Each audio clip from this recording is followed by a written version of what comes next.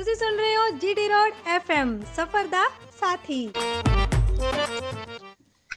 GT road ਨੂੰ ਦੇਖ ਸੁਣ ਰਹੇ ਸਾਰੇ ਸਰੋਤਿਆਂ ਨੂੰ ਪਿਆਰ ਅਦਬ ਤੇ ਸਤਿਕਾਰ ਨਾਲ ਸਤਿ ਸ਼੍ਰੀ ਅਕਾਲ।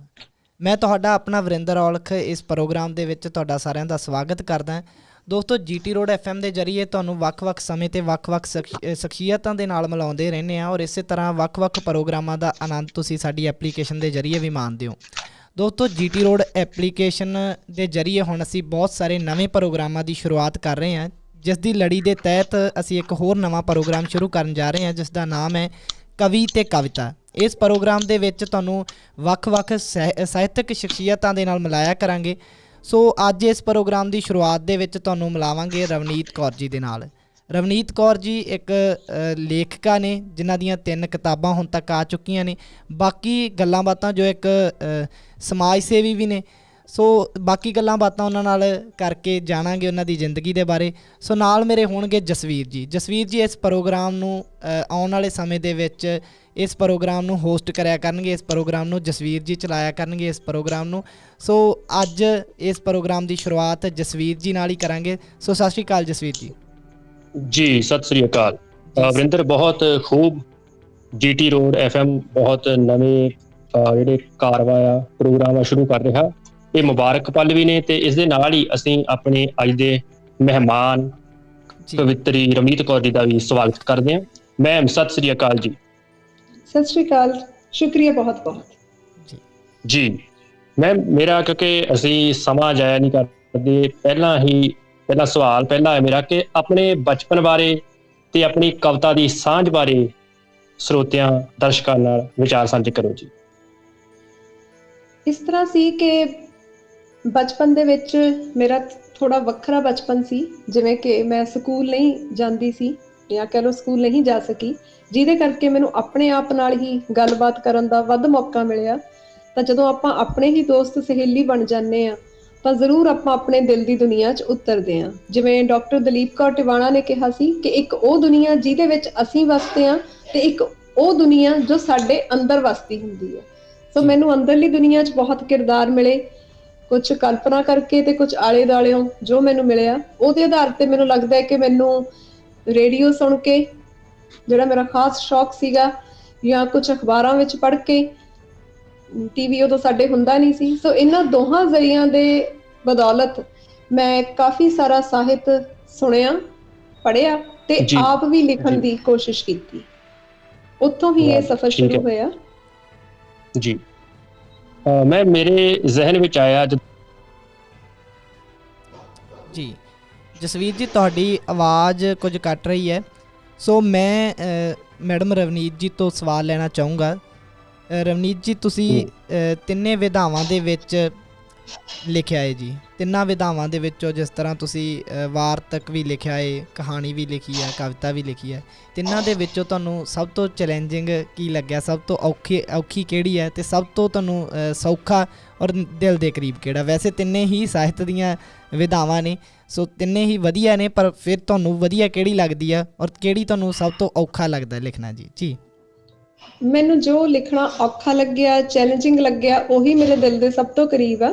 ਇਸੇ ਕਰਕੇ ਮੈਂ ਵਾਰ-ਵਾਰ ਕੋਸ਼ਿਸ਼ ਕਰਦੀ ਹੁੰਦੀ ਆ ਕਿ ਮੈਂ ਉਹਦੇ ਵਿੱਚ ਵਧੀਆ ਲਿਖ ਸਕਾਂ, ਤੇ ਉਹ ਹੈ ਕਵਿਤਾ ਜੀ, ਖਾਸ ਕਰਕੇ ਗਜ਼ਲ।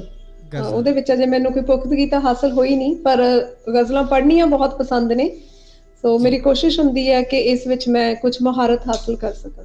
ਜੀ ਜਸਵੀਰ ਜੀ ਤੁਹਾਡੀ ਆਵਾਜ਼ ਪਹਿਲਾਂ ਕੱਟ ਗਈ ਸੀ ਕੁਝ, ਤਾਂ ਕਰਕੇ ਮੈਂ ਜੀ। ਹਾਂ ਵਰਿੰਦਰ, ਬਹੁਤ ਖੂਬ।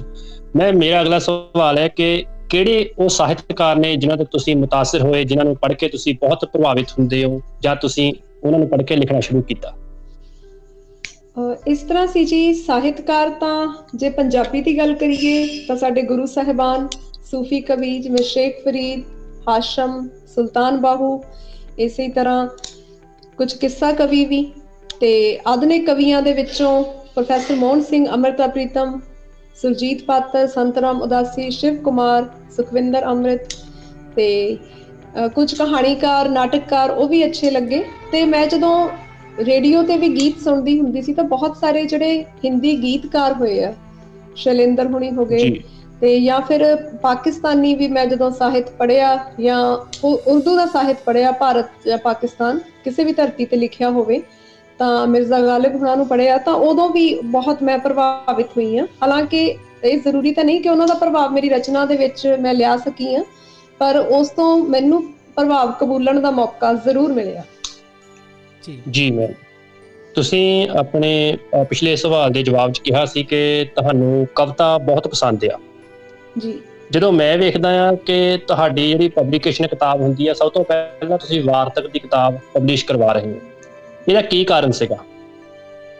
ਉਸ ਦਾ ਕਾਰਨ ਇਹ ਸੀ ਕਿ ਮੈਨੂੰ ਕਵਿਤਾ ਪਸੰਦ ਬਹੁਤ ਸੀ, ਪਰ ਮੈਨੂੰ ਕਵਿਤਾ ਲਿਖਣ 'ਚ ਕਈ ਵਾਰ ਲੱਗਦਾ ਸੀ ਕਿ ਮੈਂ ਉਨੀ ਪ੍ਰੌੜ ਨਹੀਂ ਹਾਂ, ਥੋੜ੍ਹੀ ਦਿੱਕਤ ਆਉਂਦੀ ਸੀ। ਤੇ ਮੈਂ ਜਦੋਂ ਕਾਲਜ ਦੇ ਵਿੱਚ ਦਾਖਲਾ ਲਿਆ ਤਾਂ ਉਦੋਂ ਜਿਹੜੇ ਮੁਕਾਬਲੇ ਹੁੰਦੇ ਆ, ਸਾਡੇ ਯੂਥ ਫੈਸਟੀਵਲ ਵਗੈਰਾ ਹੁੰਦੇ ਆ, ਤਾਂ ਉਹਨਾਂ ਦੇ ਵਿੱਚ ਭਾਸ਼ਣ ਬੋਲਣਾ ਜਾਂ ਫਿਰ ਮੌਲਿਕ ਲਿਖਤ ਲਿਖਣੀ, ਤਾਂ ਉਹਦੇ ਵਿੱਚ ਮੈਂ ਵਾਰਤਕ 'ਚ ਹੀ ਕਰਦੀ ਹੁੰਦੀ ਸੀ, ਹਿੱਸਾ ਲੈਂਦੀ ਹੁੰਦੀ ਸੀ, ਕੋਈ ਡਿਬੇਟ ਕਰਨਾ। ਤਾਂ ਇਸ ਲਈ ਵਾਰਤਕ ਮੈਨੂੰ ਥੋੜ੍ਹਾ ਜਿਹਾ ਮੁਕਾਬਲਤਨ ਸੌਖਾ ਲੱਗਦਾ ਹੁੰਦਾ ਸੀ, ਤੇ ਉਹਦੇ ਵਿੱਚ ਵੀ ਮੈਂ ਕਾਵਿਕਤਾ ਦਾ ਰੰਗ ਜ਼ਰੂਰ ਰੱਖਦੀ ਹੁੰਦੀ ਸੀ। ਜੀ ਮੈਮ, ਤੁਹਾਡੀ ਇੱਕ ਕਵਿਤਾ ਦਾ ਬੰਦ ਆ ਕਿ ਬੁਝੇ ਦੀਵਿਆਂ ਨੂੰ ਉਧਾਰੀ ਜ਼ਿੰਦਗੀ ਦੇ ਦੇ, ਚਾਨਣ ਦੇ ਮਾਲਕਾ ਰੌਸ਼ਨੀ ਦੇ ਦੇ।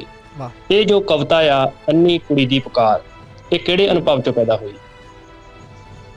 ਇਹਦੇ ਵਿੱਚ ਜੀ ਮੈਂ ਜਦੋਂ ਅਹਿਸਾਸ ਕਰਦੀ ਹੁੰਦੀ ਸੀ ਕਿ ਜਿਹੜੇ ਸਾਡੇ ਦਿਵਿਆਂਗ ਲੋਕ ਨੇ, ਜੋਤਹੀਨ ਨੇ, ਬਲਕਿ ਮੈਂ ਕਹੂੰਗੀ ਨੇਤਰਹੀਣ ਆ, ਕਿ ਅੱਖਾਂ ਵਿੱਚ ਜੋਤ ਹੈ ਨਹੀਂ ਪਰ ਉਹਨਾਂ ਦੇ ਮਨ ਦੀ ਜੋਤ ਤਾਂ ਹੁੰਦੀ ਹੈ।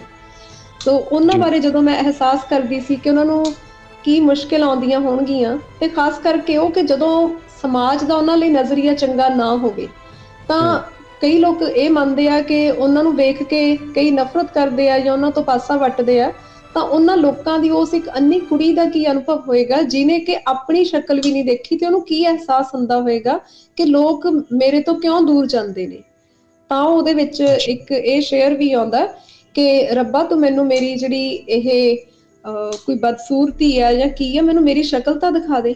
ਤੇ ਬਾਅਦ ਵਿੱਚ ਫਿਰ ਉਹਨੂੰ ਲੱਗਦਾ ਕਿ ਮੈਂ ਇਹਨਾਂ ਲੋਕਾਂ ਦੀ ਸ਼ਕਲ ਦੇਖ ਕੇ ਕੀ ਲੈਣਾ, ਜਿਹੜੇ ਮੈਂ ਆਪਣੀ ਵੀ ਸ਼ਕਲ ਦੇਖ ਕੇ ਕੀ ਲੈਣਾ, ਬਲਕਿ ਜਿਨ੍ਹਾਂ ਕੋਲ ਨੈਣ ਹੈਗੇ ਨੇ ਉਹਨਾਂ ਨੂੰ ਇੱਕ ਚੰਗੀ ਦ੍ਰਿਸ਼ਟੀ ਦੇ, ਚੰਗਾ ਦ੍ਰਿਸ਼ਟੀਕੋਣ ਦੇ, ਤਾਂ ਕਿ ਉਹ ਦੁਨੀਆ ਨੂੰ ਚੰਗੇ ਰੂਪ ਵਿੱਚ ਦੇਖ ਸਕਣ। ਸੋ ਜਿਹੜੇ ਸਾਡੇ ਸੁਜਾਖੇ ਮੰਨੇ ਜਾਂਦੇ ਆ, ਉਹਨਾਂ ਦੇ ਵਿੱਚ ਵੀ ਮੈਨੂੰ ਲੱਗਦਾ ਕਈ ਵਾਰੀ ਜੋਤ ਨਹੀਂ ਹੁੰਦੀ, ਭਾਵੇਂ ਉਹਨਾਂ ਨੂੰ ਦੁਨੀਆ ਦਿਖਦੀ ਹੁੰਦੀ ਹੈ ਪਰ ਸਹੀ ਤਰ੍ਹਾਂ ਨਹੀਂ ਦਿਖ ਰਹੀ, ਕਿਉਂਕਿ ਉਹਨਾਂ ਦੇ ਮਨ ਦੀਆਂ ਜਿਹੜੀਆਂ ਜੋਤ ਵਾਲੀਆਂ ਅੱਖਾਂ ਨੇ ਉਹ ਬੁਝੀਆਂ ਹੁੰਦੀਆਂ ਜੀ। ਕਵਿਤਾ ਅਗਰ ਜੇ ਹੋ ਜੇ ਜੀ, ਕਿਉਂਕਿ ਕਵਿਤਾ ਦੇ ਬਾਰੇ ਗੱਲ ਹੋਈ ਹੈ, ਤਾਂ ਕਵਿਤਾ ਵੀ ਜ਼ਰੂਰ ਸੁਣਾ ਦਿਓ ਜੇ ਤੁਹਾਨੂੰ ਹੁਣ ਫਿਲਹਾਲ ਯਾਦ ਹੋਵੇ ਪੂਰੀ ਕਵਿਤਾ ਜੀ। ਓਕੇ ਜੀ, ਮੈਂ ਕੋਸ਼ਿਸ਼ ਕਰਦੀ ਹਾਂ ਜੀ।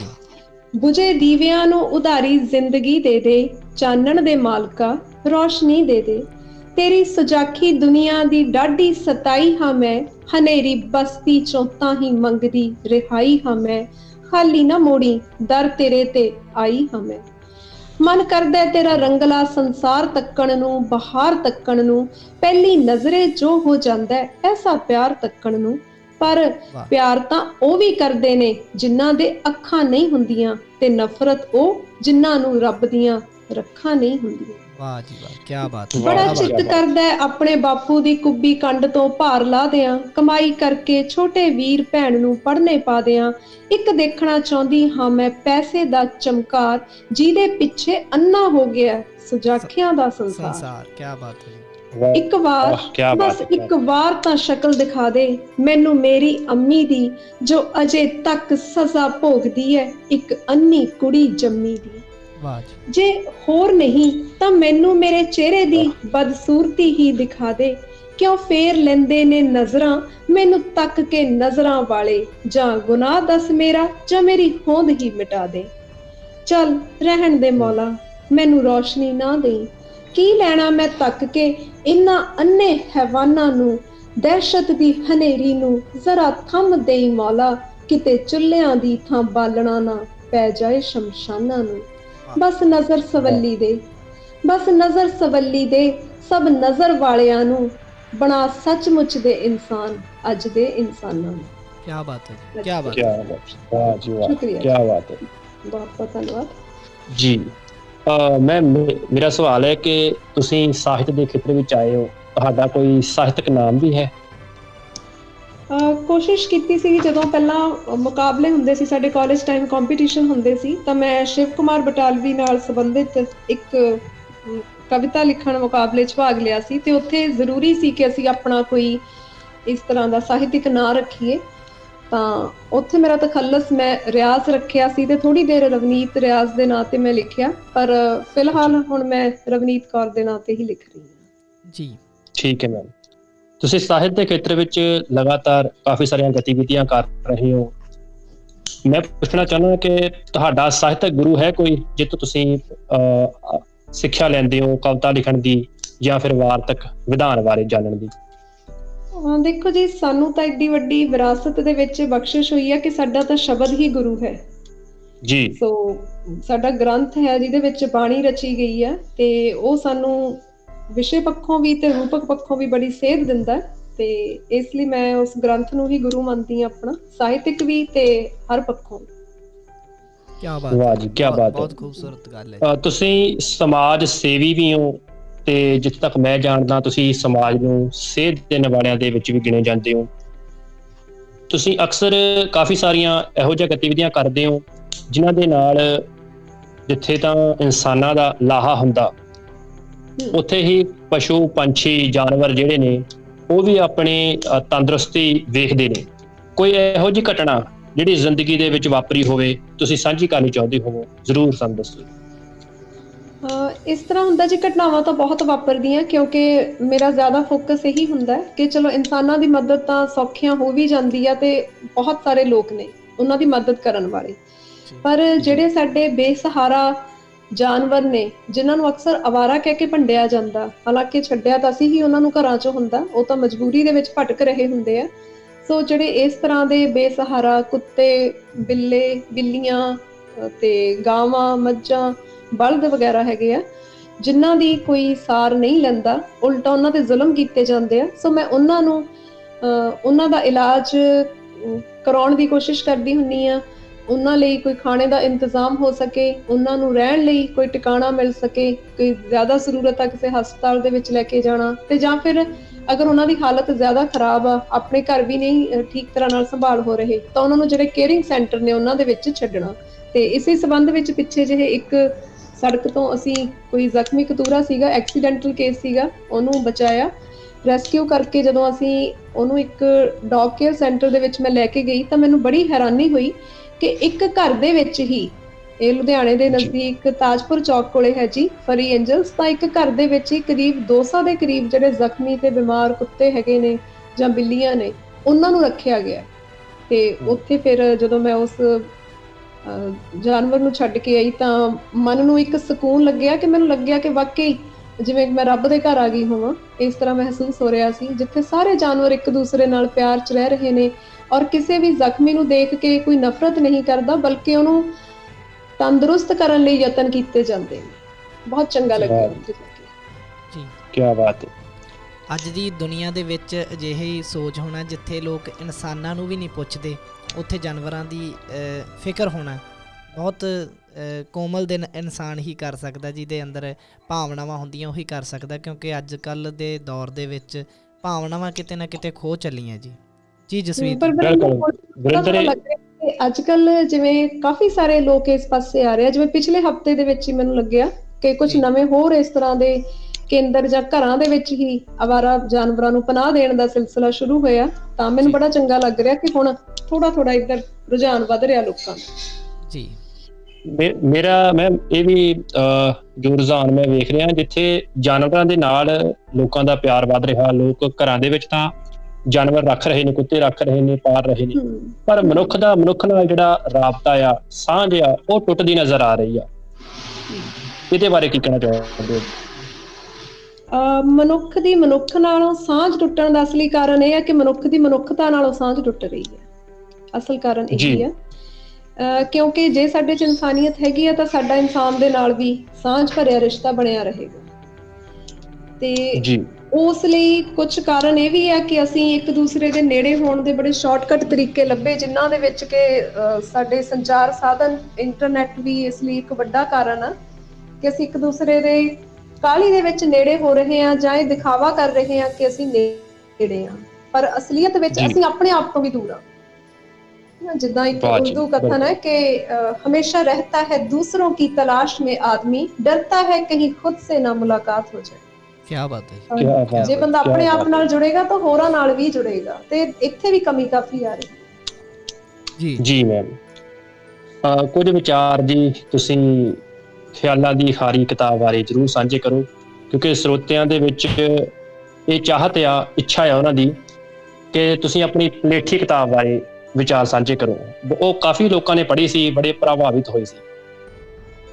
ਹਾਂਜੀ, ਉਹਦਾ ਜਿਹੜਾ ਹੁੰਗਾਰਾ ਮਿਲਿਆ ਮੈਨੂੰ ਬੜਾ ਚੰਗਾ ਮਿਲਿਆ, ਮੇਰੀ ਉਮੀਦ ਨਾਲੋਂ ਵੀ ਵੱਧ ਕੇ ਸੀ ਉਹ ਹੁੰਗਾਰਾ। ਤੇ ਜੀ। ਉਹਦੇ ਵਿੱਚ ਕਾਫੀ ਸਾਰੇ ਵਿਸ਼ੇ ਲਏ ਗਏ ਸੀਗੇ, ਤੇ ਵੱਡੀ ਗੱਲ ਇਹ ਸੀ ਕਿ ਉਹਦੇ ਵਿੱਚ ਮੈਂ ਜਿਹੜੇ ਹੋਰ ਸਾਹਿਤ ਦੇ ਵਿੱਚ ਜਿਹੜੇ ਵਧੀਆ ਵਧੀਆ ਕਥਨ ਹੈਗੇ ਆ, ਹੋਰ ਲੋਕਾਂ ਦੀਆਂ ਜਿਹੜੀਆਂ ਕੋਟੇਸ਼ਨਸ ਨੇ, ਉਹਨਾਂ ਦੇ ਆਧਾਰ ਤੇ ਵੀ ਮੈਂ ਬਹੁਤ ਸਾਰਾ ਕੁਝ ਲਿਖਿਆ, ਕਿਉਂਕਿ ਮੈਨੂੰ ਇਉਂ ਲੱਗਦਾ ਕਿ ਇੱਕ ਲੇਖਕ ਲਈ ਜ਼ਰੂਰੀ ਨਹੀਂ ਹੁੰਦਾ ਕਿ ਉਹ ਸਿਰਫ ਆਪਣੇ ਵਿਚਾਰ ਹੀ ਦੇਵੇ, ਬਲਕਿ ਜਿਹੜੇ ਹੋਰ ਬੜੇ ਚੰਗੇ ਵਿਚਾਰ ਨੇ ਉਹਨਾਂ ਨੂੰ ਵੀ ਪੜ੍ਹਨਾ ਬਹੁਤ ਜ਼ਿਆਦਾ ਜ਼ਰੂਰੀ ਹੈ, ਤੇ ਉਹਨਾਂ ਦੀ ਨਵੇਂ ਸਿਰੇ ਤੋਂ ਵਿਆਖਿਆ ਕਰਨੀ ਜਾਂ ਲੋਕਾਂ ਤੱਕ ਲੈ ਕੇ ਆਉਣਾ ਵੀ ਬਹੁਤ ਚੰਗੀ ਗੱਲ ਹੈ। ਜੀ। ਤਾਂ ਉਹਦੇ ਵਿੱਚ ਵੀ ਕੁਝ ਇਸ ਤਰ੍ਹਾਂ ਦੀਆਂ ਸਾਡੀਆਂ ਪੰਜਾਬੀ ਦੀਆਂ ਕਵਿਤਾਵਾਂ ਸੀਗੀਆਂ ਜਿਨ੍ਹਾਂ ਦੇ ਆਧਾਰ ਤੇ ਮੈਂ ਕੁਝ ਲੇਖ ਵੀ ਲਿਖੇ ਨੇ, ਤੇ ਕੁਝ ਇਸ ਤਰ੍ਹਾਂ ਦੇ ਆਪਣੇ ਮੌਲਿਕ ਵੀ ਤਜਰਬੇ ਸੀ, ਅਨੁਭਵ ਸੀਗੇ। ਤੇ ਉਹਦੇ ਵਿੱਚ ਆਲਣੇ ਦੀ ਗੱਲ ਕੀਤੀ ਸੀ ਕਿ ਘਰ ਦਾ ਸੰਕਲਪ ਜਾਂ ਆਲਣੇ ਦਾ ਸੰਕਲਪ ਕੀ ਹੁੰਦਾ, ਤੇ ਉਹਦੇ ਵਿੱਚ ਮੈਨੂੰ ਇੱਕ ਕੋਟੇਸ਼ਨ ਬੜੀ ਪਸੰਦ ਹੈ ਕਿਸੇ ਸ਼ਾਇਰ ਦੀ, ਤੇ ਮੈਂ ਉਹ ਕੋਟ ਕੀਤੀ ਸੀ ਕਿ ਵਸਦੇ ਘਰਾਂ ਦੀ ਸ਼ਾਨ ਹੈ ਉਜੜੇ ਘਰਾਂ ਦੇ ਨਾਲ। ਤੇ ਤਕਰੀਬਨ ਮੈਨੂੰ ਹਰ ਰੋਜ਼ ਹੀ ਕਿਤੇ ਨਾ ਕਿਤੇ ਅਹਿਸਾਸ ਹੁੰਦਾ ਇਸ ਤੁਕ ਦਾ। ਤੇ ਫਿਰ ਉਹਦੇ ਵਿੱਚ ਅਸੀਂ ਬਜ਼ੁਰਗਾਂ ਦੀ ਸਮੱਸਿਆ ਵੀ ਲਈ ਸੀ, ਬੱਚਿਆਂ ਦੀ ਵੀ ਲਈ ਸੀ, ਤੇ ਮੈਂ ਇੱਕ ਸੁਝਾਅ ਦਿੱਤਾ ਸੀ, ਤੇ ਮੈਨੂੰ ਬੜੀ ਖੁਸ਼ੀ ਹੈ ਕਿ ਕੁਝ ਦੇਰ ਬਾਅਦ ਉਹੀ ਸੁਝਾਅ ਜਿਹੜਾ ਉਹ ਸਾਡੇ ਆਮਿਰ ਖਾਨ ਜੀ ਉਹਨਾਂ ਦੇ ਸ਼ੋਅ ਦੇ ਵਿੱਚ ਵੀ ਰੱਖਿਆ ਗਿਆ। ਹਾਲਾਂਕਿ ਉਦੋਂ ਮੈਂ ਆਪਣੀ ਛੋਟੀ ਉਮਰ 'ਚ ਇੱਕ ਕਲਪਨਾ ਕੀਤੀ ਸੀ ਕਿ ਕਿੰਨਾ ਚੰਗਾ ਹੋਵੇ ਜੇ ਬਿਰਧ ਆਸ਼ਰਮ ਤੇ ਜਿਹੜੇ ਯਤੀਮ ਖਾਨੇ ਇਹਨਾਂ ਨੂੰ ਆਪਸ 'ਚ ਜੋੜਿਆ ਜਾਵੇ, ਤੇ ਬੱਚਿਆਂ ਨੂੰ ਆਪਣੇ ਮਾਪੇ ਮਿਲ ਜਾਣ ਤੇ ਮਾਪਿਆਂ ਨੂੰ ਇਹ ਨਵੇਂ ਬੱਚੇ ਮਿਲ ਜਾਣ। ਵਾਹ, ਕਿਆ ਬਾਤ, ਕਿਆ ਬਾਤ ਹੈ। ਇਹ ਜਾਨੀ ਕਿ ਤੁਸੀਂ ਪਹਿਲਾਂ ਕਿਤਾਬ ਦੇ ਵਿੱਚ ਇਹ ਸੁਝਾਅ ਦਿੱਤਾ ਹੋਇਆ ਸੀ ਜੀ? ਜੀ ਹਾਂਜੀ, ਉਸ ਮੌਕੇ ਮੈਂ ਸੋਚਦੀ ਸੀ ਕਿ ਇਸ ਤਰ੍ਹਾਂ ਹੋਣਾ ਚਾਹੀਦਾ, ਤਾਂ ਮੈਂ ਲਿਖਿਆ। ਹਾਲਾਂਕਿ ਉਹ ਮੇਰੀ ਆਵਾਜ਼ ਤਾਂ ਨਹੀਂ ਇੰਨੀ ਦੂਰ ਤੱਕ ਪਹੁੰਚ ਸਕੀ ਸੀ, ਪਰ ਹੁਣ ਇਹ ਵਿਚਾਰ ਕਾਫੀ ਮੁਖਰ ਹੋ ਗਿਆ ਤੇ ਹੋਰ ਵੀ ਲੋਕ ਇਹਦੇ ਬਾਰੇ ਸੋਚ ਰਹੇ ਨੇ, ਤਾਂ ਮੈਨੂੰ ਚੰਗਾ ਲੱਗਿਆ ਜੀ। ਕਿਆ ਬਾਤ ਹੈ। ਉਸੇ ਕਿਤਾਬ ਦੇ ਵਿੱਚ ਜਦੋਂ ਸਾਡੇ ਮੌਜੂਦਾ ਪੰਜਾਬੀ ਸਾਹਿਤ ਅਕਾਦਮੀ ਲੁਧਿਆਣਾ ਦੇ ਪ੍ਰਧਾਨ ਸਰਦਾਰ ਰਵਿੰਦਰ ਸਿੰਘ ਭੱਠਲ ਜੀ ਕਹਿ ਰਹੇ ਨੇ ਕਿ ਰਵਨੀਤ ਕੌਰ ਜਦੋਂ ਵਾਰਤਕ ਲਿਖਦੀ ਆ ਤਾਂ ਆਪਣੀ ਪਹਿਲੀ ਹੀ ਕਿਤਾਬ ਨਾਲ ਬੜੀ ਵੱਡੀ ਮੱਲ ਮਾਰ ਲੈਂਦੀ ਆ। ਮੈਮ, ਇਹਦੇ ਨਾਲ ਹੀ ਤੁਹਾਡੀ ਇੱਕ ਨਾਟਕ ਸੰਗ੍ਰਹਿ ਦੀ ਜਿਹੜੀ ਕਿਤਾਬ ਆਈ ਸੀ ਜੀ, ਤਰਕ ਦੀ ਲੋ, ਉਸ ਵਿੱਚ ਕਾਫੀ ਸਾਰੇ ਕਿਰਦਾਰ ਇਹੋ ਜਿਹੇ ਸੀ ਜੋ ਮੌਜੂਦਾ ਗਾਇਕੀ ਦੇ ਵਿੱਚ ਨੇ, ਫਿਲਮੀ ਦੁਨੀਆ ਦੇ ਵਿੱਚ ਨੇ। ਉਹਨਾਂ ਕਿਰਦਾਰਾਂ ਨੂੰ ਤੁਸੀਂ ਕਿਵੇਂ ਆਪਣੇ ਨਾਟਕਾਂ ਦੇ ਵਿੱਚ ਢਾਲਿਆ? ਇਸ ਤਰ੍ਹਾਂ ਸੀ ਜੀ, ਸਬੱਬ ਤਾਂ ਇਉਂ ਬਣਿਆ ਸੀ ਕਿ ਮੈਂ ਜਿਸ ਸਕੂਲ ਦੇ ਵਿੱਚ ਪੜ੍ਹਾਉਂਦੀ ਆ, ਤਾਂ ਉੱਥੋਂ ਦੇ ਜਿਹੜੇ ਵਿਦਿਆਰਥੀ ਹੈਗੇ ਆ ਉਹਨਾਂ ਨੂੰ ਕੋਈ ਨਾ ਕੋਈ ਨਾਟਕ ਕਰਨ ਦੇ ਲਈ ਵਿਭਾਗ ਵੱਲੋਂ ਮੌਕਾ ਦਿੱਤਾ ਜਾਂਦਾ ਸੀ, ਤੇ ਉਸ ਲਈ ਅਸੀਂ ਨਾਟਕ ਲਿਖਣੇ ਹੁੰਦੇ ਸੀ। ਤਾਂ ਅਸੀਂ ਕੋਈ ਨਾ ਕੋਈ ਅਜਿਹਾ ਵਿਸ਼ਾ ਚੁਣਨਾ ਹੁੰਦਾ ਸੀ ਜਿਹੜਾ ਵਾਕਈ ਸਮਾਜ ਦੇ ਲਈ ਇੱਕ ਵੱਡੀ ਚੁਣੌਤੀ ਵੀ ਹੋਵੇ ਤੇ ਵਿਦਿਆਰਥੀਆਂ ਦੇ ਲਈ ਕੰਮ ਵੀ ਆਵੇ। ਤਾਂ ਮੇਰੀ ਕੋਸ਼ਿਸ਼ ਸੀ ਕਿ ਨਾਟਕ ਦੇ ਜ਼ਰੀਏ ਜਿੱਥੇ ਬੱਚੇ ਇਨਾਮ ਜਿੱਤਣਗੇ, ਇਹਨਾਂ ਦਾ ਵਿਸ਼ਵਾਸ ਵਧੇਗਾ, ਇਹਨਾਂ ਨੂੰ ਖੁਸ਼ੀ ਮਿਲੇਗੀ, ਉੱਥੇ ਨਾਲ ਹੀ ਇਹਨਾਂ ਦੇ ਜ਼ਰੀਏ ਇਹਨਾਂ ਨੂੰ ਵੀ ਤੇ ਜਿੱਥੇ ਜਿੱਥੇ ਤੱਕ ਉਹ ਨਾਟਕ ਪਹੁੰਚਣਗੇ ਉਹਨਾਂ ਨੂੰ ਵੀ ਸੇਧ ਦਿੱਤੀ ਜਾ ਸਕੇ। ਤਾਂ ਸੱਚਮੁੱਚ ਹੀ ਇਸ ਤਰ੍ਹਾਂ ਦੇ ਕਿਰਦਾਰ ਸੀ, ਜਿੱਥੇ ਜਿੱਥੇ ਸਮਾਜ ਦੇ ਵਿੱਚ ਬੁਰਾਈ ਸਾਨੂੰ ਲੱਗ ਰਹੀ ਸੀ ਤਾਂ ਅਸੀਂ ਕਿਸੇ ਨਾ ਕਿਸੇ ਸਮੱਸਿਆ ਨੂੰ ਫੜ ਕੇ ਹਰ ਵਾਰੀ ਕੋਈ ਨਵੀਂ ਸਮੱਸਿਆ ਤੇ ਹੀ ਨਾਟਕ ਲਿਖਦੇ ਕਰਦੇ ਹੁੰਦੇ ਸੀ। ਉਹਨਾਂ ਹੀ ਨਾਟਕਾਂ ਦਾ ਇਹ ਸੰਗ੍ਰਹਿ ਹੈਗਾ, ਜਿਹਦੇ ਵਿੱਚ ਅਸੀਂ ਜਿੱਥੇ ਲੱਚਰ ਗਾਇਕੀ ਵਾਲੇ ਗੀਤਕਾਰਾਂ ਗਾਇਕਾਂ ਦੀ ਗੱਲ ਕੀਤੀ ਆ, ਉੱਥੇ ਹੀ ਅਸੀਂ ਜਿਹੜਾ ਪਰਦੇਸ ਜਾਣ ਦਾ ਗਲਤ ਰੁਝਾਨ ਕੁਝ ਲੋਕਾਂ ਨੇ ਅਪਣਾਏ ਸੀ ਹੱਥਕੰਡੇ, ਉਹਨਾਂ ਦੀ ਵੀ ਗੱਲ ਕੀਤੀ ਆ। ਇਸੇ ਤਰ੍ਹਾਂ ਅੰਧ ਵਿਸ਼ਵਾਸਾਂ ਨੂੰ ਵੀ ਛੂਹਿਆ ਵਾ, ਤੇ ਕੁਝ ਲੋਕਾਂ ਦੇ ਤਿੜਕ ਰਹੇ ਵਿਸ਼ਵਾਸ ਨੂੰ ਵੀ ਛੂਹਿਆ। ਸੋ ਇਸ ਤਰ੍ਹਾਂ ਦੇ ਕਾਫੀ ਵਿਸ਼ੇ ਸੀ। ਪਾਣੀ ਦੀ ਸਮੱਸਿਆ ਸੀ ਕਿ ਜਲ ਹੈ ਤਾਂ ਕੱਲ ਹੈ, ਇਹ ਸਾਡਾ ਸੀਗਾ ਇੱਕ ਨਾਟਕ, ਉਹ ਵੀ ਅਸੀਂ ਇਸੇ ਤਰ੍ਹਾਂ ਹੀ ਲਿਖਿਆ ਤੇ ਖੇਡਿਆ। ਕਿਆ ਬਾਤ ਹੈ। ਨਾਲ ਹੀ ਇੱਕ ਸਵਾਲ ਮੇਰਾ ਹੋਰ ਹੈ ਜੀ, ਕਿਉਂਕਿ ਤੁਸੀਂ ਸਕੂਲ ਨਾਲ ਜੁੜੇ ਹੋਏ ਹੋ, ਸਿੱਖਿਆ ਨਾਲ ਜੁੜੇ ਹੋਏ ਹੋ, ਜਦੋਂ ਵੱਖ-ਵੱਖ ਪਿੰਡਾਂ ਸ਼ਹਿਰਾਂ ਦੇ ਬੱਚੇ ਤੁਹਾਡੇ ਕੋਲ ਪੜ੍ਹਨ ਆਉਂਦੇ ਉਹ ਕਿੰਨਾ ਕੁ ਸਾਹਿਤ ਨਾਲ ਜੁੜੇ ਹੋਏ ਹੁੰਦੇ ਨੇ, ਜਾਂ ਤੁਹਾਨੂੰ ਮਿਲਣ ਤੋਂ ਬਾਅਦ ਤੁਸੀਂ ਉਹਨਾਂ ਨੂੰ ਕਿਹੋ ਜਿਹੀ ਅਗਵਾਈ ਦਿੰਦੇ ਹੋ? ਸਾਹਿਤ ਨਾਲ ਜ਼ਿਆਦਾ ਜੁੜੇ ਤਾਂ ਨਹੀਂ ਹੁੰਦੇ ਅਜੇ, ਕਿਉਂਕਿ ਉਹ ਬਹੁਤ ਛੋਟੇ ਬੱਚੇ ਹੁੰਦੇ ਆ, ਜਾਂ ਉਹਨਾਂ ਨੂੰ ਪਤਾ ਨਹੀਂ ਹੁੰਦਾ ਕਿ ਅਸੀਂ ਸਿੱਧੇ ਤੌਰ ਤੇ ਸਾਹਿਤ ਨਾਲ ਜੁੜੇ ਆ। ਕਿਉਂਕਿ ਬੱਚਾ ਕੋਈ ਨਾ ਕੋਈ ਗੀਤ ਗਾਉਂਦਾ, ਉਹਨੂੰ ਚੰਗਾ ਲੱਗਦਾ, ਉਹ ਟੀਚਰ ਨੂੰ ਆ ਕੇ ਦੱਸਦਾ ਕਿ ਕੱਲ ਅਸੀਂ ਟੀਵੀ ਤੇ ਆਹ ਗੀਤ ਦੇਖਿਆ। ਜੇ ਉਹ ਜੋ ਗੀਤ ਸਾਹਿਤਕ ਹੋਵੇ ਤਾਂ ਬੱਚਾ ਸਾਹਿਤ ਨਾਲ ਜੁੜਿਆ ਹੋਇਆ, ਤੇ ਜੇ ਗੀਤ ਉਹ ਮਿਆਰੀ ਨਹੀਂ ਹੈ ਤਾਂ ਬੱਚਾ ਗਲਤ ਪਾਸੇ ਨਾਲ ਵੀ ਆਪਾਂ ਕਹਿ ਸਕਦੇ ਹਾਂ ਅਸਾਹਿਤ ਨਾਲ ਵੀ ਜੁੜਿਆ ਹੁੰਦਾ। ਸੋ ਫਿਰ ਇਹ ਸਾਡਾ ਹੀ ਫਰਜ਼ ਹੁੰਦਾ ਹੈ ਕਿ ਅਸੀਂ ਉਹਨੂੰ ਸਾਹਿਤ ਨਾਲ ਜੋੜੀਏ। ਅਸੀਂ ਸਕੂਲ ਦੇ ਵਿੱਚ ਜਿਵੇਂ ਦੀਵਾਰੀ ਰਸਾਲਾ ਬਣਾ ਲੈਂਦੇ ਹਾਂ, ਬੱਚਿਆਂ ਦੀਆਂ ਰਚਨਾਵਾਂ, ਛੋਟੀਆਂ ਛੋਟੀਆਂ ਰਚਨਾਵਾਂ ਉਹਨਾਂ ਦੀਆਂ ਲੈ ਕੇ ਪਹਿਲਾਂ ਕਿਸੇ ਦੀ ਇਕੱਠੀ ਕਰਕੇ ਕਿਤੋਂ ਲਿਆਉਂਦੇ ਆ, ਅਖਬਾਰਾਂ ਚੋਂ ਜਾਂ ਆਲੇ ਦੁਆਲਿਓਂ, ਹੌਲੀ ਹੌਲੀ ਉਹ ਆਪ ਵੀ ਲਿਖਣ ਲੱਗ ਜਾਂਦੇ ਨੇ। ਤੇ ਇਸ ਤਰ੍ਹਾਂ ਨਾਲ ਹੀ ਉਹਨਾਂ ਨੂੰ ਸਾਡੇ ਜਿਹੜੇ ਸਾਹਿਤਕਾਰ ਆ, ਸਾਡੇ ਕਵੀ ਆ, ਉਹਨਾਂ ਦੀਆਂ ਕਵਿਤਾਵਾਂ YouTube ਦੇ ਜ਼ਰੀਏ ਸੁਣਾਈਆਂ ਜਾਂਦੀਆਂ ਨੇ। ਮੁਕਾਬਲਿਆਂ ਜਦੋਂ ਬੱਚੇ ਭਾਗ ਲੈਂਦੇ ਆ, ਸਵੇਰ ਸਭਾ ਇਹਦੇ ਲਈ ਬਹੁਤ ਵੱਡਾ ਇੱਕ ਮੰਚ ਹੈਗਾ, ਉੱਥੇ ਜਦੋਂ ਬੱਚਾ ਆਪਣੀ ਪੇਸ਼ਕਾਰੀ ਕਰਦਾ ਤਾਂ ਆਪਣੇ ਆਪ ਹੀ ਉਹ ਸਾਹਿਤ ਨਾਲ ਜੁੜਨਾ ਸ਼ੁਰੂ ਹੋ ਜਾਂਦੇ ਨੇ। ਤੇ ਪੜ੍ਹਾਉਣ ਦੇ ਸਮੇਂ ਵੀ ਮੇਰੀ ਇਹ ਕੋਸ਼ਿਸ਼ ਹੁੰਦੀ ਹੈ ਕਿ ਮੈਂ ਸਾਰੀਆਂ ਜਿਹੜੀਆਂ ਪੜ੍ਹਾਈ ਨਾਲ ਸੰਬੰਧਿਤ ਉਦਾਹਰਨਾਂ ਨੇ ਉਹ ਆਪ ਹੀ ਨਾ ਉਹਨਾਂ ਨੂੰ ਦੇਵਾਂ। ਮੈਂ ਬੱਚੇ ਨੂੰ ਕਹਿੰਦੀ ਹਾਂ ਕਿ ਇੱਕ ਮੈਂ ਤੁਹਾਨੂੰ ਇਹ ਜਿਹੀ ਦੱਸ ਦਿੱਤੀ ਹੈ, ਹੁਣ ਤੁਸੀਂ ਖੁਦ ਕਿਤੋਂ ਨਾ ਕਿਤੋਂ ਲੱਭ ਕੇ ਲਿਆਉਣੀ ਹੈ ਇਸ ਤਰ੍ਹਾਂ ਦੀ, ਜਾਂ ਆਪ ਸੋਚਣੀ ਹੈ। ਸੋ ਬੱਚੇ ਕੋਲ ਦੋ ਆਪਸ਼ਨਸ ਹੁੰਦੀਆਂ, ਜਾਂ ਤਾਂ ਉਹ ਸਾਹਿਤ ਨੂੰ ਕਿਤੋਂ ਲੱਭੂਗਾ, ਫਰੋਲੂਗਾ, ਤੇ ਜਾਂ ਫਿਰ ਉਹ ਆਪ ਲਿਖੂਗਾ। ਸੋ ਦੋਨੋਂ ਤਰ੍ਹਾਂ ਹੀ ਸਾਹਿਤ ਨਾਲ ਜੁੜਦਾ ਹੈ। ਕੀ ਬਾਤ ਹੈ। ਮੈਨੂੰ ਲੱਗਦਾ ਹੈ ਕਿ ਜੋ ਸ਼ਮਾਦਾਨ ਦੀ ਸੰਪਾਦਨਾ ਤੁਸੀਂ ਸ਼ੁਰੂ ਕੀਤੀ ਸੀ, ਉਹਦਾ ਮਕਸਦ ਵੀ ਇਹਨਾਂ ਗੱਲਾਂ ਨਾਲ, ਇਹਨਾਂ ਨਿਯਮਤਾਂ ਦੇ ਨਾਲ ਜੁੜਿਆ ਹੋਵੇਗਾ। ਸ਼ਮਾਦਾਨ ਦੇ ਵਿੱਚ ਮੈਮ ਜੀ, ਸ਼ਮਾਦਾਨ ਦੇ ਨਾਲ ਤੁਸੀਂ ਨਵੇਂ ਲੇਖਕਾਂ ਨੂੰ ਉਭਾਰਨ ਵਿੱਚ ਕਾਫੀ ਸਾਰੇ ਜਿਹੜੇ ਮਕਸਦ ਆ ਉਹ ਪੂਰੇ ਕਰ ਰਹੇ ਹੋ। ਸ਼ਮਾਦਾਨ ਬਾਰੇ ਕੀ ਕਹਿਣਾ ਚਾਹੁੰਦੇ ਹੋ? ਸ਼ਮਾਦਾਨ ਰਸਾਲਾ ਵਾਕਿਆ ਹੀ ਜਿਵੇਂ ਅਸੀਂ ਚਾਹੁੰਦੇ ਹਾਂ ਉਹ ਇਹੀ ਹੈ ਕਿ ਆਪਣੇ ਨਾਂ ਨੂੰ ਹੀ ਅਗਰ ਸਾਰਥਕ ਕਰਦਾ ਰਹੇ, ਸ਼ਮਾਦਾਨ ਦਾ ਕੰਮ ਕਰੇ, ਤਾਂ ਵਾਕਈ ਇਹ ਬਹੁਤ ਵੱਡੀ ਪ੍ਰਾਪਤੀ ਹੋਏਗੀ, ਜਿਹਦੇ ਵਿੱਚ ਹੁਣ ਸੰਪਾਦਕ ਤੁਸੀਂ ਹੋ ਜਸਵੀਰ। ਸੋ ਇਸ ਕਰਕੇ ਤੁਸੀਂ ਵੀ ਇੱਕ ਬਖੂਬੀ ਨਿਭਾ ਰਹੇ ਹੋ। ਆਪਣੀ ਇੱਕ ਮਸ਼ਾਲ ਜਾਂ ਲੋ ਨੂੰ ਆਪਾਂ ਲੈ ਕੇ ਚੱਲੇ ਹਾਂ, ਜਿਹਨੂੰ ਆਪਾਂ ਅੱਗੇ ਅੱਗੇ ਹੋਰ ਫੈਲਾਉਣਾ, ਤੇ ਉਹ ਇਹੀ ਹੈ ਕਿ ਸ਼ਮਾਦਾਨ ਤਾਂ ਅਸੀਂ ਇੱਕ ਮੰਚ ਦੇਣਾ ਜਿੱਥੇ ਸ਼ਮਾ ਟਿਕਾਈ ਜਾ ਸਕਦੀ ਹੈ। ਤੇ ਸ਼ਮਾ ਜਿਹੜੀ ਉਹ ਅਸੀਂ ਬਾਲਣੀ ਖੁਦਾ ਲੋਕਾਂ ਦੇ, ਨੌਜਵਾਨ ਬੱਚਿਆਂ ਦੇ ਖਾਸ ਕਰਕੇ, ਜਿਹੜਾ ਮਨ ਦੇ ਵਿੱਚ ਇਸ ਤਰ੍ਹਾਂ ਦੇ ਰੌਸ਼ਨ ਖਿਆਲ ਆਉਣਗੇ, ਲਿਖਣ ਦਾ ਮੌਕਾ ਮਿਲੇਗਾ, ਪ੍ਰਗਟ ਕਰਨ ਦਾ ਮੌਕਾ ਮਿਲੇਗਾ, ਜਾਂ ਉਹ ਕੋਈ ਸਮਾਜ ਸੇਵਾ ਕਰਨਗੇ, ਤਾਂ ਅਸੀਂ ਜਦੋਂ ਵੀ ਸ਼ਮਾਦਾਨ ਨੂੰ ਰਿਲੀਜ਼ ਕਰਦੇ ਹਾਂ ਤਾਂ ਉਸ ਕਿਸੇ ਨਾ ਕਿਸੇ ਨੌਜਵਾਨ ਵਿਦਿਆਰਥੀ ਨੂੰ ਜਾਂ ਬੱਚੇ ਨੂੰ ਅਸੀਂ ਉਹਦਾ ਮੁੱਖ ਮਹਿਮਾਨ ਬਣਾਉਂਦੇ ਹਾਂ। ਕੋਈ ਅਫਸਰ ਜਾਂ ਕੋਈ ਵੱਡਾ ਲੀਡਰ ਉਹਦਾ ਮੁੱਖ ਮਹਿਮਾਨ ਨਹੀਂ ਹੁੰਦਾ। ਅਗਰ ਉਹ ਫੰਕਸ਼ਨ ਦੇ ਵਿੱਚ ਆਏ ਵੀ ਹੋਏ ਆ ਤਾਂ ਉਹ ਇੱਕ ਨੁੱਕਰ ਤੇ ਹੁੰਦੇ ਨੇ। ਤੇ ਸ਼ਮਾ ਰੁਸ਼ਨਾਈ ਦੀ ਰਸਮ ਹਮੇਸ਼ਾ ਉਹੀ ਸਾਡਾ ਨਵਾਂ ਬੱਚਾ ਰਸਮ ਅਦਾ ਕਰਦਾ ਜਿਹਨੇ ਵਾਕਿਆ ਹੀ ਸਮਾਜ ਦੇ ਵਿੱਚ ਚਾਨਣ ਕੀਤਾ, ਕਿਸੇ ਨਾ ਕਿਸੇ ਥਾਂ ਤੇ ਉਹਨੇ ਕੋਈ ਚੰਗਾ ਕੰਮ ਕੀਤਾ। ਤੇ ਇਸ ਨੂੰ ਹੀ ਆਪਾਂ ਅੱਗੇ ਵਧਾ ਰਹੇ ਹਾਂ। ਤੇ ਮੇਰੀ ਇਹੀ ਕੋਸ਼ਿਸ਼ ਹੈ ਕਿ ਇਸੇ ਤਰ੍ਹਾਂ ਹੀ ਹੋਰ ਨਵੇਂ ਜਿਹੜੇ ਰੌਸ਼ਨ ਖਿਆਲਾਂ ਦੇ ਲੋਕ ਨੇ ਉਹਨਾਂ ਨੂੰ ਬਿਲਕੁਲ ਸ਼ਮਾਦਾਨ ਦੀ ਤਰ੍ਹਾਂ ਅਸੀਂ ਮੰਚ ਦਿੰਦੇ ਰਹੀਏ ਤੇ ਸ਼ਮਾ ਬਲਦੀ ਰਹੇ। ਜੀ ਜਸਵੀਰ ਜੀ, 5 ਮਿੰਟ ਦਾ ਟਾਈਮ ਰਹਿ ਗਿਆ ਜੀ। ਇਸ ਤੋਂ ਬਾਅਦ ਤੁਸੀਂ ਆਪਣੇ ਆਖਰੀ ਸਵਾਲ ਦੇ ਨਾਲ ਸਮਾਪਤੀ ਕਰ ਸਕਦੇ ਹੋ ਜੀ। ਬਿਲਕੁਲ ਵਰਿੰਦਰ, ਕਿਉਂਕਿ ਮੁਲਾਕਾਤ ਲੰਮੇਰੀ ਆ, ਮੇਰੇ ਖਿਆਲ ਨਾਲ ਹੋਰ ਵੀ ਬਹੁਤ ਲੰਮੀ ਹੋ ਸਕਦੀ ਹੈ। ਅਗਲੇ ਪਾਰਟ ਦੇ ਵਿੱਚ ਵੀ ਕਰ ਸਕਦੇ ਆ, ਅਗਰ ਸਾਡੇ ਦਰਸ਼ਕਾਂ ਨੂੰ ਇਹ ਪਸੰਦ ਆਉਂਦਾ ਤਾਂ ਆਪਾਂ ਦੁਬਾਰਾ ਫਿਰ ਉਹਨਾਂ ਦੀ ਫਰਮਾਇਸ਼ ਤੇ ਕਰ ਸਕਦੇ ਆ ਜੀ। ਜੀ ਉਮੀਦ ਹੈ ਨਾ, ਕੋਈ ਬਾਤ ਨਹੀਂ। ਗੱਲ ਏਦਾਂ ਆ ਕਿ ਵਰਿੰਦਰ, ਮੈਂ 2 ਸਵਾਲ ਹੋਰ ਪੁੱਛਣੇ ਨੇ ਰਵਨੀਤ ਮੈਮ। ਮੈਮ ਪਹਿਲਾ ਤਾਂ ਜਿਹੜਾ ਆਖਰ ਤੋਂ ਪਹਿਲਾ ਸਵਾਲ ਆ ਉਹ ਹੈ ਕਿ ਤੁਹਾਡੀ ਜ਼ਿੰਦਗੀ ਦਾ ਕੀ ਮਕਸਦ ਆ? ਜ਼ਿੰਦਗੀ ਦਾ ਮਕਸਦ ਇਹੀ ਆ ਕਿ ਜ਼ਿੰਦਗੀ ਦਾ ਕੋਈ ਨਾ ਕੋਈ ਮਕਸਦ ਬਣਿਆ ਰਹੇ, ਕੋਈ ਉਦੇਸ਼ ਬਣਿਆ ਰਹੇ, ਜਿਹੜਾ ਕਿ ਸਮਾਜ ਦਾ ਫਾਇਦਾ ਕਰਨ ਵਾਲਾ ਹੋਵੇ। ਤੇ ਖਾਸ ਕਰਕੇ ਜਿਨ੍ਹਾਂ ਨੂੰ ਅਸੀਂ ਬੇਜ਼ੁਬਾਨ ਕਹਿੰਦੇ ਆ, ਉਹਨਾਂ ਦੇ ਦਰਦਾਂ ਨੂੰ ਇਕੱਲੀ ਜ਼ੁਬਾਨ ਹੀ ਨਹੀਂ ਦੇਣੀ, ਬਲਕਿ ਆਰਾਮ ਦੇਣਾ, ਉਹਨਾਂ ਨੂੰ ਕੋਈ ਰਾਹਤ ਪਹੁੰਚਾ ਸਕਾਂ। ਇਹ ਮੇਰਾ ਮੁੱਖ ਮਕਸਦ ਹੈ ਜੀ ਮੈਮ। ਤੇ ਆਖਰੀ ਸਵਾਲ ਹੈ ਜੀ, ਸਮਾਜ ਦੇ ਨਾਮ ਕੋਈ ਸੁਨੇਹਾ?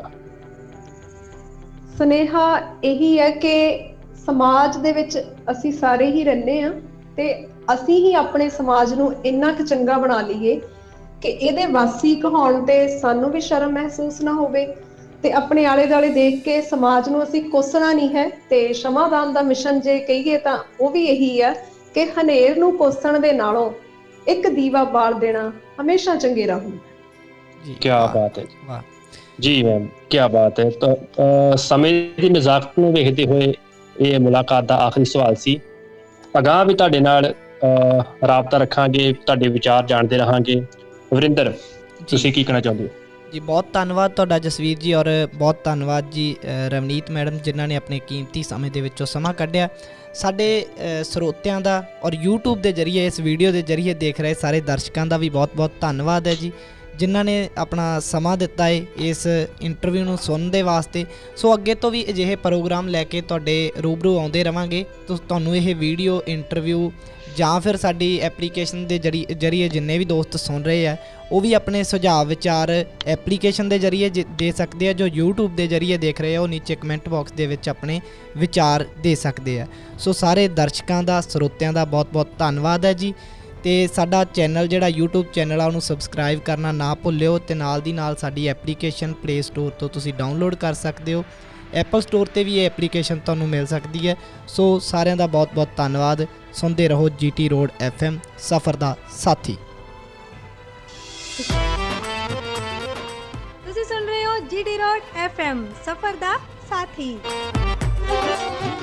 ਨਮਸਤੇ, ਸਲਾਮ, ਸਤਿ ਸ਼੍ਰੀ ਅਕਾਲ। GT ਰੋਡ FM ਦੇ ਸਾਰੇ ਸਰੋਤਿਆਂ ਲਈ ਖੁਸ਼ਖਬਰੀ ਹੈ।